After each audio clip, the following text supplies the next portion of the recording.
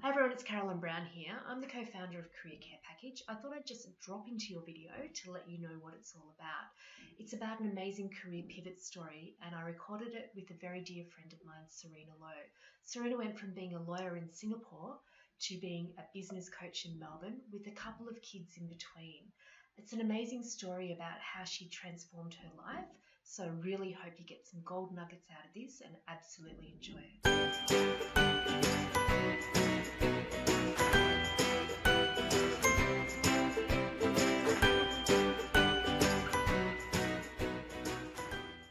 Good afternoon, everybody. This is Carolyn Brown. I'm the co-founder of Career Care Package. Nashad is unfortunately not able to be here today, so I am driving the ship or steering the ship solo. Today, I'm delighted to bring Serena Low, a good friend of Career Care Package and a good friend of mine, back to the microphone. And we're going to be talking about Serena's career pivot. So if you've got questions around how to make a pivot, you want to share your own story, or questions for Serena and myself, please jump in and please put your comments in or your questions in the comments. But before I continue with my rambling introduction, I'd just like to welcome you, Serena. Thanks for joining us. Thank you. Thank you for having me back. It's always a pleasure to be on your show. We love doing this show. I know Nash isn't here today, but it really is so fantastic to meet different people and understand the ins and outs of what people do and get expert tips. So, yeah. Well, I think maybe a good place to start is one of the reasons that I wanted to talk to you was that, you know, you've had this career as a lawyer and then you've come to Australia from Singapore and you've changed your career. So there's been for me, when I look at that, I go, there's a double whammy of massive change to make in your life. So I guess maybe the first place to start would be just to give people a bit of that journey. So, you know, you were working as a lawyer and what made you decide that actually wasn't so much for you? I think it came on quite gradually, Carolyn. I think I was in my 11th year then when this crossroads moment came up for me. And it was a sense of gradual disconnect with what I was doing, the significance of what I was doing. I realized that I needed a lot more meaning and purpose. I needed to be able to join the dots and see how my work was actually impacting people personally, making a positive difference. And really, I couldn't see that through just writing lots of papers that get submitted, you know, upwards through the hierarchy, and then they get vetted heavily, and then they disappear somewhere, and you don't really see the impact of, you know, what difference did it make in the end. And I think also the work that was being done at that time, it was also a fairly stressful time in the organization because we were going through a period of organizational change. There was a lot of uncertainty. A lot of the staff were highly stressed and unhappy. And because I was also managing a department at the same time, besides being a lawyer, there was that aspect of dealing with people's emotions and helping them through that time. And I think the pivotal time, the point was one day sitting in a meeting with a colleague who was in charge of legislation, and we were talking through amendments that needed to be made to a particular piece of legislation. Lots of, you know, how do we change this wording? What do we add here? You know, dots and commas and all those sorts of things, and what would the implications be?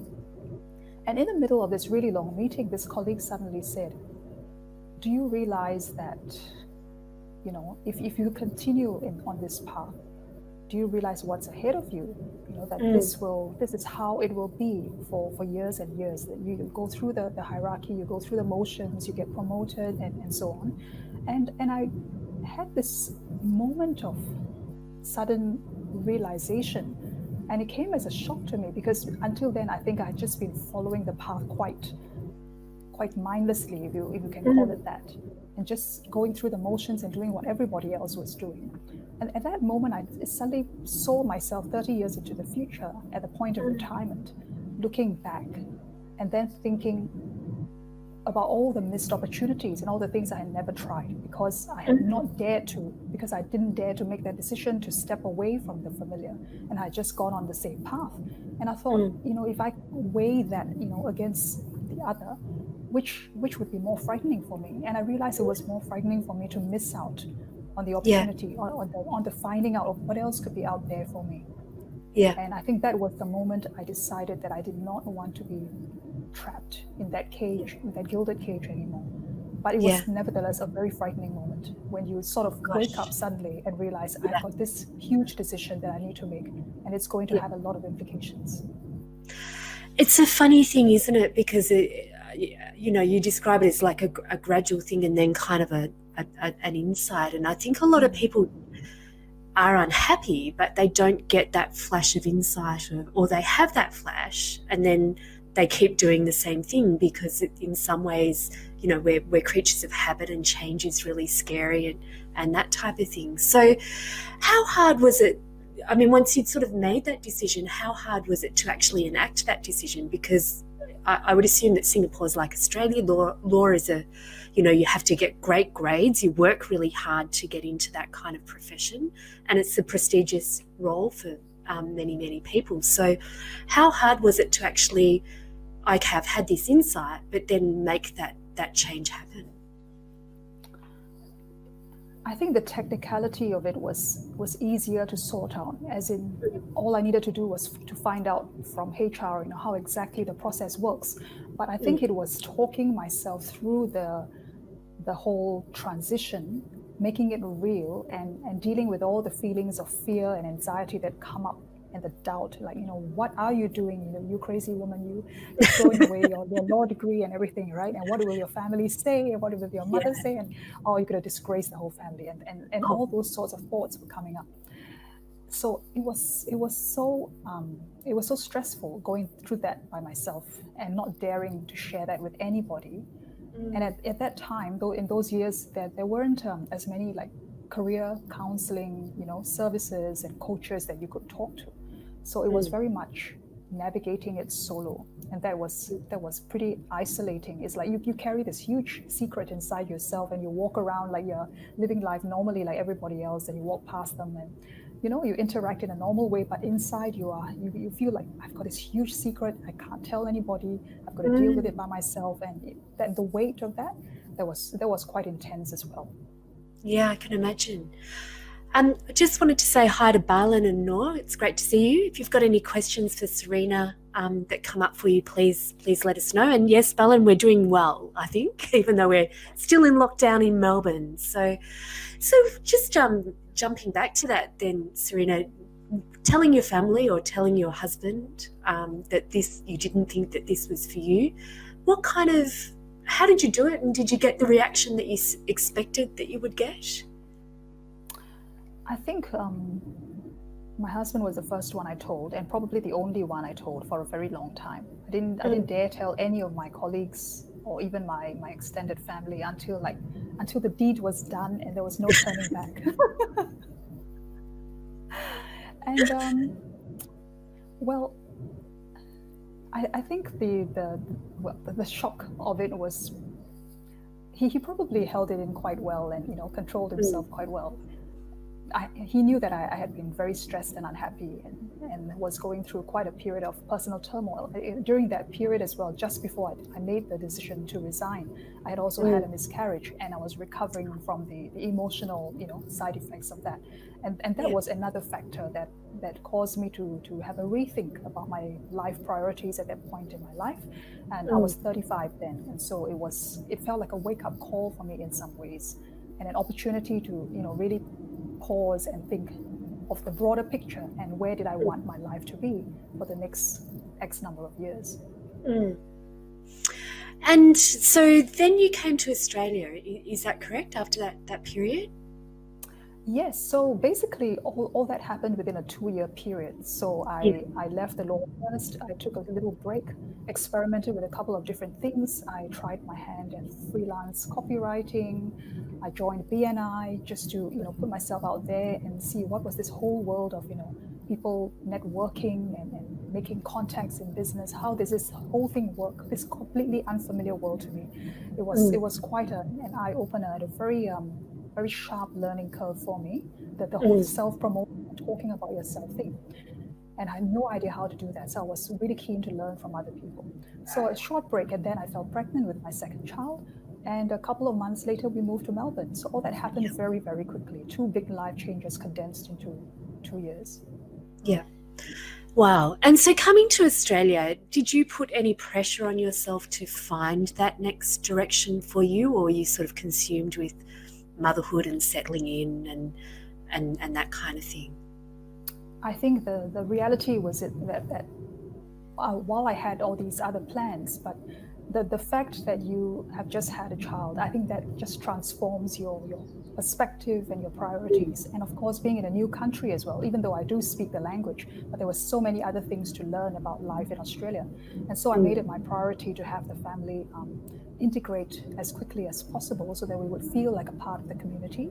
And my older child was then of an age to start kindergarten. So, the search for kinder, understanding the whole education system, enrolling and all those sorts of things, those were what consumed me for a couple of years. And I think this question would be really relevant because I know we get a lot of people that are relatively new to Australia and doing a similar sort of thing to what you did. But what helped you settle in and feel that you were at home and at ease here? I think what really helps is that Aussies in general are very welcoming of new people and very friendly, very open. So in that sense, we were treated really warmly and kindly by the people that we encountered. And we were quite quickly adopted by our local church. And the elders and the minister came around quite often to check on us, seeing that I was expecting another child. And they would come along and do things like mow the lawn and ask us if we needed anything and bring over secondhand bassinets and baby things just to help us settle in. So that was really, really helpful, and we are eternally grateful for that show of support and welcome. But I think the other thing that was really helpful was having the mindset of looking forward rather than back.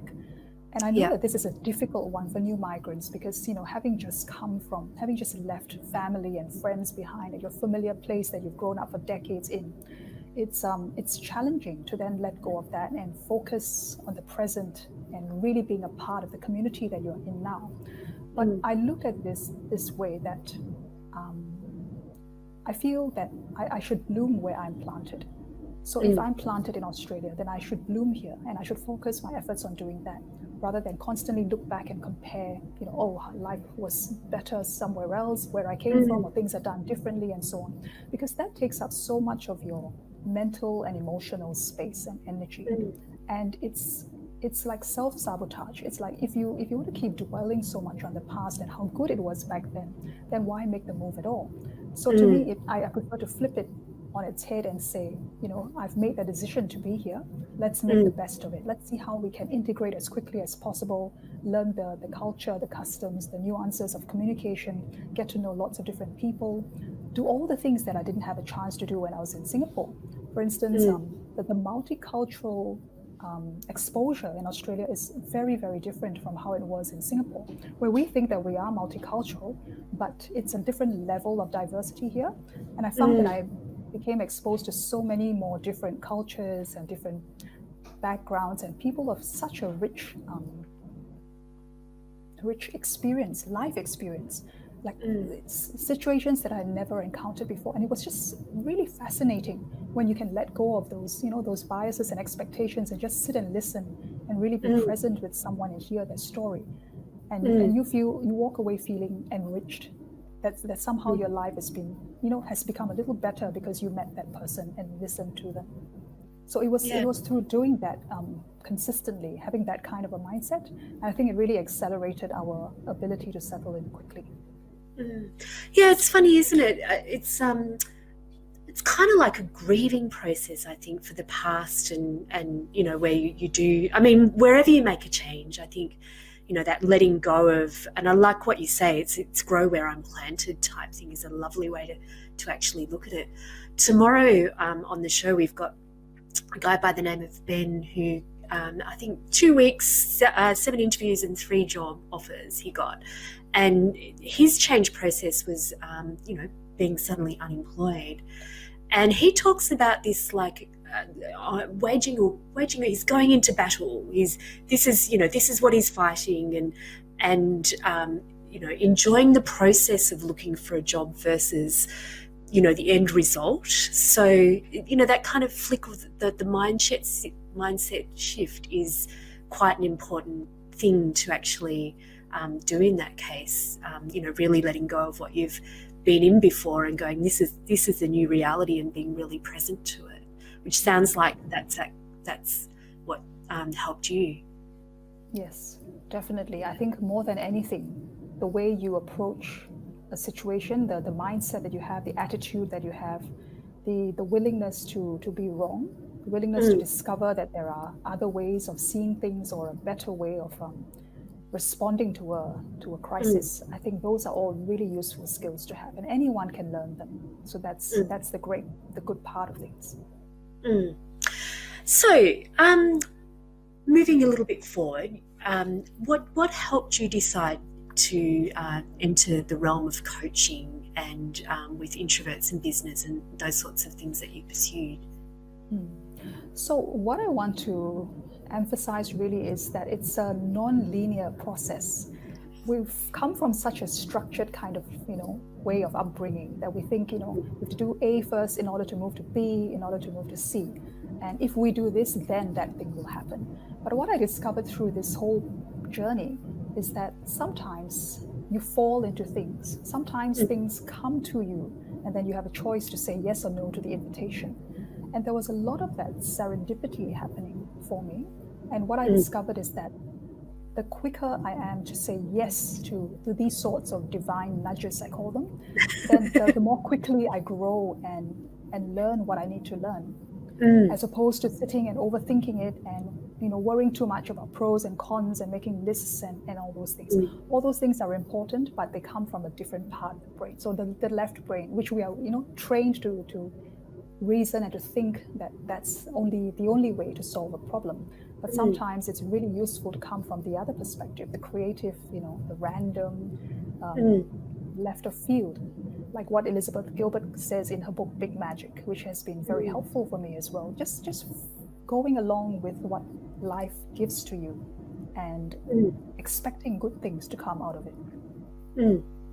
It's a lovely way of thinking about it. I read that book a little while ago, and from memory I might be confusing it with another book of hers, but she talks about ideas, and the ideas come into your life, and it's your job to look at those and pursue those, and if you don't, it will pass out and the time will pass, but you're being told something with the ideas that you have. So I'm curious about that, Serena. Like, when you talk about sort of the opportunities that come, obviously you're not sort of sitting in a corner of a coffee shop with a laptop and talking to no one. How did you generate some of those opportunities? What sort of things were you doing? At the time, I was on a personal development journey myself, and there were things I wanted to understand about my past and about why I behave the way I do, just getting to know myself better. And I felt that was an ongoing job. And so at the time, I remember I had just enrolled in a course in life coaching. That was for my personal purposes. And as I went through the course, I felt so many layers peel away. And I was thinking, this technique, these processes, these are so good. If I could share them with more people, imagine how other people, just the ripple effect. If you could change even one person's life, that person goes on to affect other people around them. And then there is that flow-on effect, the multiplier effect. And just think of the good it can do. So I got really excited as I went through that course. And that was like a 2-year program.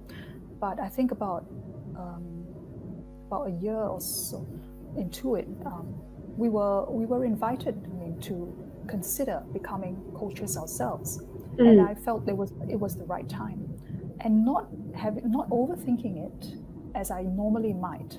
I simply went ahead and started doing it. I simply started teaching those concepts to other people, and it just went from there.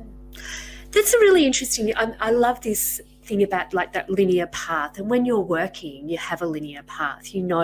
There's jobs available. You might step up to the next promotion. You generally know what's available and what you need to do to actually get there. But when you're out in the big wide world and you're having, I guess, what people call now like a portfolio career, there is no linear path, but there are signs, I think, that you are doing something that lights you up and lights other people up. So what was that for you? Like, what was the sign for you that that was the right direction that for that particular time? That's a really good question. I think your body knows these things and your intuition knows these things. And sometimes we don't pay enough attention to those sorts of clues because they don't come in the packaged form that we are accustomed to, looking like a nice, neat green flags instead of a red Yes. flag. That's right. And sometimes they come in a quirky form or through a messenger that you didn't quite expect. And for me, I knew because, like you say, you light up when you're doing something you love, and the energy is different, and the way you communicate is different, and the way you project yourself outwards is different, and people feel that. So when you touch someone with an insightful remark or the right question at the right time that causes them to pause and think, I didn't think of that before. What if I did do this thing? And then you set them free to go on their own adventure, simply by asking something or by suggesting something or by helping them see something through a different lens. And then you notice what happens to them. You notice that they start blossoming in their own way, and you just see it, like on video, you can see it straight away. The little smile, the light, the sparkle in the eyes, the tone changes, the body language changes, or even on the phone, you can sense it. You can feel there's an energy shift somehow. And the other person is not quite the same person they were 5 minutes ago. And then when they give you the feedback and tell you, thank you so much for, that session, it really transformed me, it really made me think of all these other things, and now I can go and do these things. And then later they might write back and tell you what they've been doing ever since you last spoke with them. And then you realize it is entirely possible to transform someone through a 60-minute conversation just using coaching techniques. And so that was the feedback that you were getting with the coaching that you were doing, but you were also sensing that yourself. Is that right? Yep, that's right. Yeah. Wow. Yeah, I just share a little bit of my story, just because I think that sort of happened and happens to me in a different way. When you work as a solopreneur, or however you want to put it, sole trader, business owner, it can be quite a lonely journey. And, many times I've felt like, I should do something different, or it's never going to work or whatever.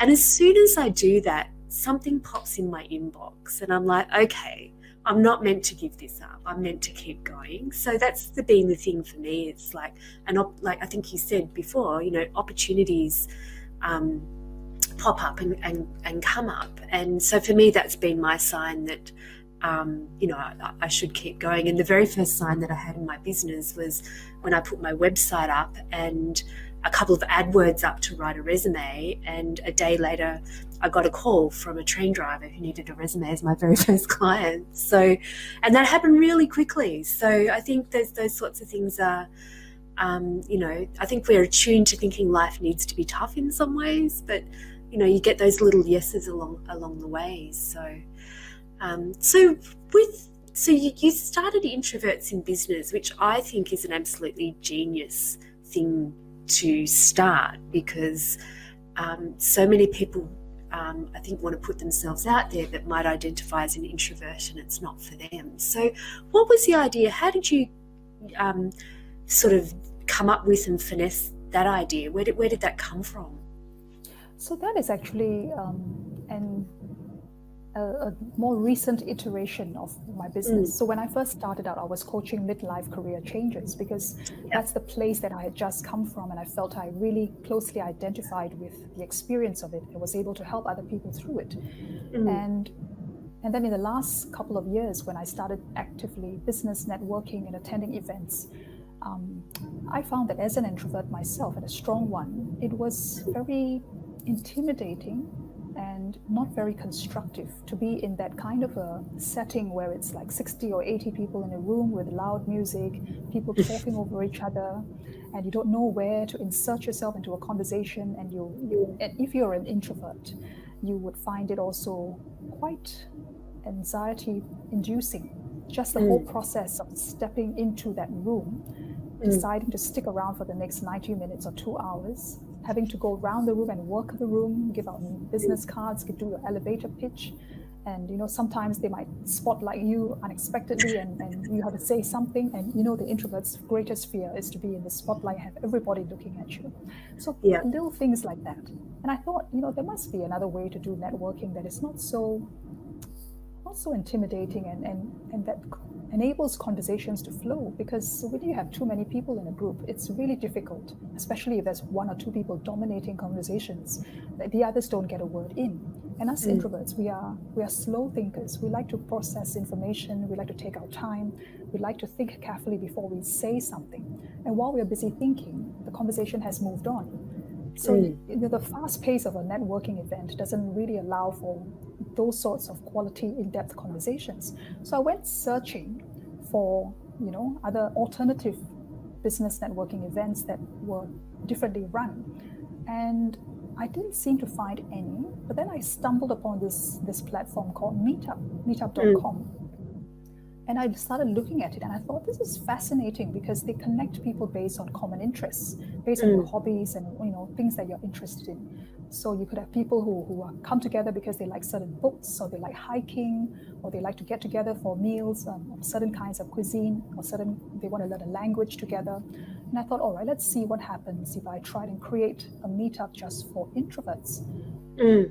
And then I had to talk myself through the process, because you know how easy it is to talk yourself out of things that you're doing that are different, right? And that seem risky. And so, of course, the first thought was, oh, nobody's going to come, nobody's going to sign up. And then I had this counter thought that came up, and that it's okay. Because at that time, you needed 50 people to launch your new meetup. So I thought to myself, well, if I don't get the 50, then the meetup simply never takes off, and nobody needs to know. And just realizing that nobody needs to know was extremely liberating for me. It was like, that's great. Nobody needs to know. So it's okay. I give myself permission to go and start this. Introverts. Exactly. So I went up and started Melbourne Introverts in Business. And then lo and behold, people start registering and signing up to become members. And I thought, all right, so what do I do now? So this was a completely new area 3 years ago. And so it was all a process of figuring out. And I remember the first time we had an actual meetup, it was in June, in winter here in Melbourne. And you know how cold it gets here. And I thought, oh, wow. And 14 strangers showed up. And we met in the CBD, in one of these little Italian bars off Flinders Lane somewhere. And we all looked at each other around this huge boardroom table, because the management had kindly set aside the biggest table they could find for us. And we all looked at each other, and we were a little bit tongue-tied that day. And me being very new at this hosting and facilitating thing, I wasn't entirely sure what I was supposed to do with all of them. And we were so nervous that nobody even got up to go to the bathroom or anything like that. We were all just pretty rooted to our seats for the next 1 hour. And then slowly chatting with people on the left and right, and then a bit of conversation going. And so it kind of grew from there. And then we started meeting at Nab Village in the Docklands, because it's a lot more central and more comfortable for hosting training workshops. And so what we do is we offer training for business owners in the startup phase who are grappling with all the usual introvert issues. How do I promote myself? How do I do sales? How do I do the marketing? Don't like to talk about myself. Terrified of public speaking. What do I say? What do I do? All these sorts of things. And so we cater for a wide spectrum of introversion. And really the whole purpose of it is to liberate and to empower the introvert, to look beyond the label, and to realize that there is so much more that they can appreciate and be grateful for about being called an introvert, because it's actually an advantage. Yeah. No, I think it's just reflecting as you're talking, even calling it that makes it a safe space, because you go into, like, my fear is, I would call myself more introverted than extroverted. I suppose maybe that makes me an ambivert somewhere in there. But my fear is being the most boring person in the room at those things. So where you've got something that kind of labels a fear or labels a bad label or something that people identify with, it kind of makes it a safe space that that you're going to be surrounded with like-minded individuals. So yeah, when I saw I think I saw it on Meetup, or that might have been how I met you. It's like I instantly went, oh, I've got to join that, because I think that sounds like something that would be really useful to be part of. So, yeah. So if you've got questions for Serena, please put them in the comments. Just want to say hello to Amit and Tara. Hi, Tara from France. Hope you're okay over there. Good to see you on the, I don't even know where I am, on the live stream. So, all right. So in terms of, say, marketing your business, because I think a lot of people struggle with that idea. You know, I think there's one thing that strikes me as really genius, which I've said is the name, using Meetup as a platform.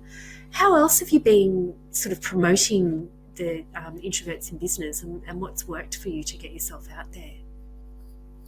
I think it's been a combination of things. I can't say that there's any one particular strategy that's like the magic bullet for promotion.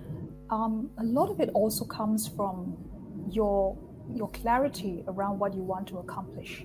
And what I find is that when and not just introverts, anybody, when we want to attempt something new, but we have too many ideas going around or too many options, we go into a state of overwhelm, and that prevents us from taking action, because you just don't know where to start, which one's the best option.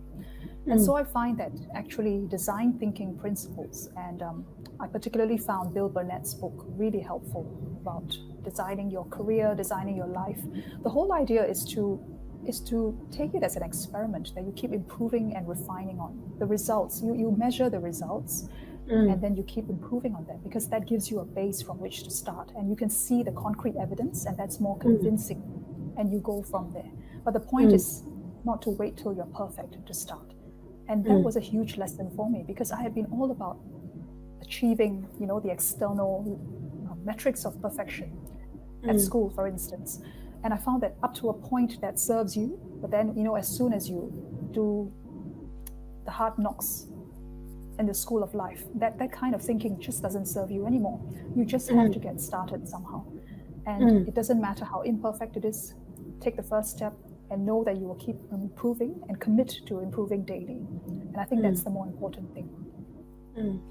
Yeah, it's interesting, that overwhelm, isn't it? Sometimes you can just wallow and luxuriate in the ideas that you have, and they're always big, great ideas unless you start to put them in place. But that sense of overwhelm is quite profound, and it's almost like, where do I start? But at the point you're making, that point that is important, just to start with something that you do. So I also think knowing what success looks like, and success can just be starting something as well. So I've had a few things that I've started that I've looked back on and I've gone, why did I stop that? And then I realized, well, I didn't think I had this inflated idea about how successful they were going to be, and didn't realize what I'd actually started was a really rock solid first step. So there's a lesson for anyone, but one of my big life lessons as well. So Yes. yeah. So tell people, Serena, I think it'd be good to reflect on at this point of time. What are some of the lessons that you've learnt about making a change from the changes that you've made? So, coming out of Singapore, coming to Australia, shifting your career. What are some of the big lessons that you'd like to share out of that? One of them, I would say, is to do it scared. And that is that, to acknowledge that, yes, it is a risky process. Yes, you could make the wrong decision. Yes, you could regret it. But looking at it as a whole, from a longer term perspective, when you're 90 and it's time to transition, which one would you regret more? Having tried something and failed, or not having tried it and so you never knew whether you could have succeeded or not? And I think for most people, it would be the regret of not having tried things, as opposed to trying them and discovering, oh, well, that didn't work out, or I didn't really enjoy that. It's the whole thing of the missed opportunities, the thing that you can't get back, the time that you lose, that you can't get back, the experiences that you could have had. And like the poem by Robert Frost, The Road Less Traveled, he took the less traveled road, and it made all the difference. To me, that really spoke very deeply about the risks involved in going on a new trail that nobody has explored yet. So, Yeah. but also the excitement of being that pioneer, that first person, that trailblazer in your own life. And I think the other concept that has really helped me is this concept of the hero's journey, that you are, in a sense, scripting your own life story as you go. And every time you come to that crossroads, when the hero goes on the quest, he comes to a crossroads and he has to decide, do I accept this call or do I not? Do I go on this adventure or do I stay home? As Bilbo Baggins did in The Hobbit. He was living a very peaceful and comfortable, well-fed life until he said yes to Gandalf, and regretted it many times afterwards. But the thing is that he also realized that if he hadn't rushed out of his house that morning without his hat and his wallet and everything, he would never have had all those amazing adventures to look back on in later years. So I think that call to adventure is one that comes to all of us at different points in our life, and we have to decide whether we say yes or no. Yeah, fantastic. And I think it's interesting, having that kind of really profound moment mid-career. It is quite, if anybody's watching this and thinking that if you don't know what you're going to do in your mid-career, then that's a very normal thing to go through. And it can, like, I know for mine, it felt like the end of the world. I didn't know where I was going to go, but I look back on it and I'm like, that was a gift, that period of my life, because I wouldn't be doing what I'm doing now. So yeah. So we're coming up to 35 minutes. So Serena, thank you very much for joining us today. It's been absolutely wonderful to have you on the show, and really do look forward to finding out what you're up to next. Thank you very much, Carolyn. Pleasure to be here.